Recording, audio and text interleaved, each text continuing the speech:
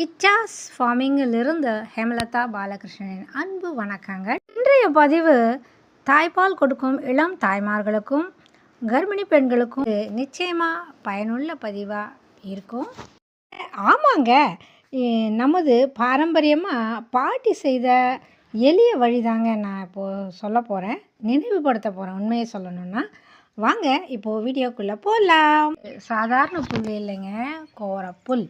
ஆமாங்க, கோரப்புல் அடியில் பார்த்தீங்கன்னா சின்ன சின்னதாக கிழங்கு இருக்கும். அந்த கிழங்கு தான் இப்போ நம்ம எடுக்கிறோம். பாருங்கள், சுத்தமான மழை தண்ணி இதில் ஒரு தடவை நல்லா அலசிடுறேன். இப்போ தண்ணி பிடிச்சி ஒரு 7-8 தடவை நல்லா அந்த மண் எல்லாம் போகிற மாதிரி நல்லா அலசி எடுத்துடுறேன். இங்கே பாருங்கள், நல்லா க்ளீனாக அலசிட்டேன். இப்போது கத்திரிக்கோலில் அந்த மேலே இருக்கிற புல்லை மட்டும் கட் பண்ணி கிழங்கு மட்டும் இப்போ எடுத்துக்கலாம். அந்த கிழங்கை திரும்ப நல்லா தண்ணியில் நல்லா அந்த மண் இன்னும் இருக்கிற மண் எல்லாம் போகிற மாதிரி பாருங்கள் நல்லா அலசி எடுத்துட்டேன். இதுதான் பச்சை கிழங்கு.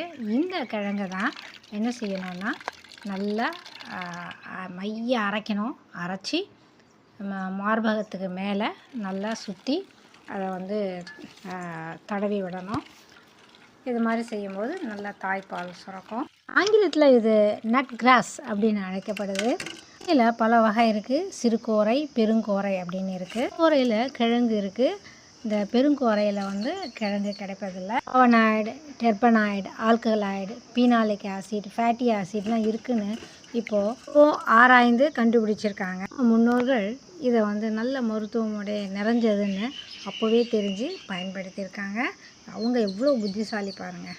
கிழங்கு ஏகப்பட்ட மருத்துவ பயன் இருக்குது. அது ஃபுல் வீடியோவாக கண்டிப்பாக நான் அப்லோட் பண்ணுறேன். பால் கொடுக்கும் தாய்மார்கள் போதுமான ஓய்வு, சீரான உணவு இருந்தாவே குழந்தைங்க குடிக்க தாய்ப்பால் பெருகும்.